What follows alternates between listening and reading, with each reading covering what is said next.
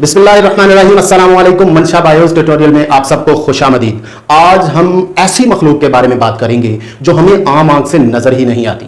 कुछ तो हमें आम आंख से नजर आते हैं, लेकिन जो नजर नहीं आते उन ऑर्गेनिजम्स को माइक्रो ऑर्गेनिजम्स कहते हैं। तो आप देखिए, बहुत सारे ऐसे जानदार, बहुत सारे ऐसे प्लांट, बहुत सारी ऐसी मखलूक जो आपको विजिबल है, लेकिन कुछ ऐसी चीजें हैं जो हमें आम आंख से नहीं नजर आती, लेकिन वो एग्जिस्ट करती हैं। वो एग्जिस्ट तो करती हैं, वो आपकी बॉडी में, प्लांट में, एनिमल में डिजीजेस काज करती हैं। उनको हम माइक्रोब्स या माइक्रो ऑर्गेनिज्म कहते हैं, जो आम आंख से नजर नहीं आते, बल्कि उसे मैग्नीफाइंग ग्लास के जरिए से या तो देखा जा सकता है, या फिर उसको देखने के लिए हम नॉर्मल माइक्रोस्कोप यूज करते हैं। तो ये देखें, मैग्नीफाइंग ग्लास से हम बहुत सारी फंगस जो है ब्रेड के ऊपर लगती है उसको देख सकते हैं, या फिर ये जो लेडी देख रही है माइक्रोस्कोप से, हम इसी तरह से माइक्रोस्कोप को यूज करके ऑर्गेनिजम्स देख सकते हैं, जैसे कि बैक्टीरिया है, जैसे कि प्रोटोजोआ है, और बहुत सारी ऐसी बीमारियां हैं जो इनकी वजह से काज होती है, जैसे डिसेंट्री है, जैसे मलेरिया है। इनकी वजह जो बनती हैं ये वही माइक्रो ऑर्गेनिजम्स बनते हैं। इसी तरह से जानदार हैं प्रोटोजोआ, जो टाइफाइड, बुखार या टीबी काज कर सकते हैं। इसी तरह से और बहुत सारी डिजीजेस काज कर सकते हैं। इसी तरह बैक्टीरिया भी हैं जो कि बहुत सारी डिजीजेस काज करते हैं।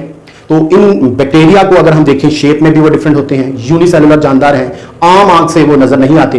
तो ये माइक्रो ऑर्गेनिजम्स को अगर हम कैटेगराइज करें तो चार तरह के हैं माइक्रोब्स, या तो बैक्टीरिया हैं, या फंजाई हैं, या प्रोटोजोआ, या फिर एल्गी। तो सबसे पहले देखते हैं बैक्टीरिया।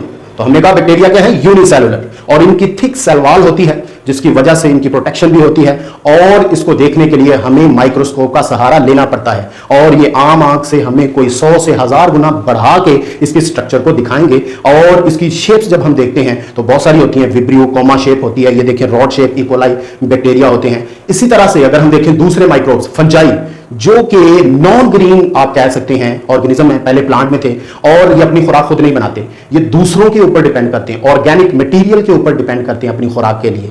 तो इनमें से बहुत सारे फायदेमंद भी हैं, बहुत सारे डिजीज काज भी करते हैं। लेकिन जो माइक्रो ऑर्गेनिजम्स हैं जो फंजाई की कैटेगरी में आते हैं, उनमें कुछ ऐसे हैं जिनको हम कहते हैं पिक्सिनिया, जो कि रस्ट की बीमारी काज करते हैं। सीरियल्स जितने भी हैं उन प्लांट्स में, कुछ ऐसे हैं जो ब्रेड के ऊपर आपको लगी उल्ली नजर आती है, जिसे हम ब्रेड मोल्ड कहते हैं, ब्लैक कलर की, ऑरेंज कलर की, रेड कलर की, ये सारे ब्रेड मोल्ड है। इसी तरह से मशरूम है, मोल्ड्स, माइल्ड्यू, यीस्ट, ये सारे के सारे जानदार हैं, माइक्रो ऑर्गेनिज्म और फंजाई से ताल्लुक रखते हैं, लेकिन सेल की बेस पर ये यूकैरियोट्स हैं। और इसी तरह से एक और कैटेगरी है जिसे हम कहते हैं एल्गी।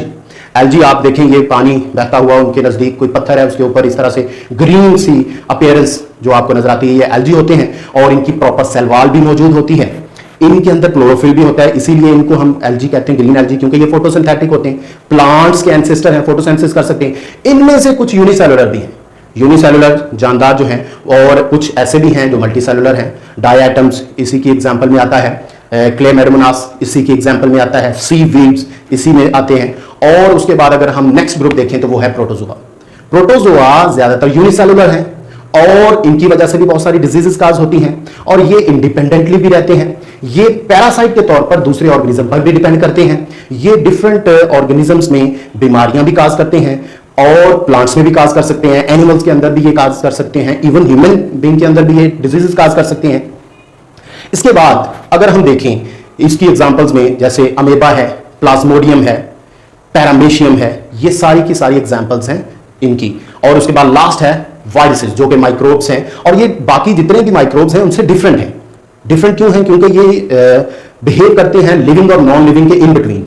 इनको ग्रो करने के लिए जानदार की जरूरत होती है, वो बैक्टीरिया भी हो सकता है, और इनकी डिफरेंट शेप्स होती हैं, और ये सिर्फ और सिर्फ अपने आप को रेप्लिकेट उसी वक्त करते हैं जब ये होस्ट की बॉडी के साथ अटैच हो जाते हैं, और अपना जो जीनोम है वो होस्ट की बॉडी में एंटर करते हैं, और उसमें डिफरेंट डिजीजेस काज करते हैं। इसलिए ये सिर्फ डिजीज काजिंग है। एनिमल के अंदर भी हो सकते हैं, प्लांट्स में भी हो सकते हैं, ह्यूमन के अंदर भी हो सकते हैं। जब ये लिविंग चीज या होस्ट के साथ अटैच नहीं होते, तब इनकी स्ट्रक्चर जो है वो क्रिस्टलाइज्ड होती है, और इसका एक प्रॉपर शेप होती है, और ये नॉन लिविंग की तरह बिहेव करते हैं, उसे हम कहते हैं वायरन। और इनकी बहुत सारी खतरनाक बीमारियां भी हैं, बहुत सारी कॉमन वायरसेस की बीमारियां भी हैं, कॉमन कोल्ड, इन्फ्लुएंजा जिसे फ्लू कहते हैं, खांसी, कफ, ये वायरसेस की वजह से हो सकती हैं। अब अगर हम देखें खतरनाक किस्म की बीमारियों में, पोलियो वायरस की वजह से, चिकन पॉक्स, ये भी वायरस की वजह से, पॉक्स वायरस की वजह से बीमारी फैलती है, खतरनाक बीमारी है। अब अगर हम देखें ये सारे जो माइक्रो ऑर्गेनिजम्स हमने देखे हैं, ये कहां पर मौजूद होते हैं, इनका हैबिटेट क्या है? यूनिसेलुलर भी हैं, मल्टीसेलुलर जो जानदार हैं वो भी माइक्रोब्स में आ जाते हैं, कुछ एल्गी और प्रोटोजोआ।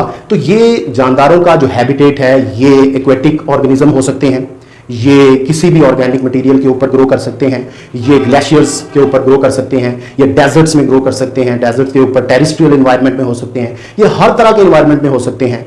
और इनका जो बॉडी का एक स्ट्रक्चर है वो भी डिफरेंट होता है और ज्यादातर ये डिजीज काज करते हैं ह्यूमन के अंदर, प्लांट्स के अंदर, एनिमल के अंदर। ये इन्फेक्शियस जो हैं वो होते हैं ज्यादातर, और इनको हम आम आंख से नहीं देख सकते, बल्कि इनको देखने के लिए हमें क्या चाहिए होता है, माइक्रोस्कोप।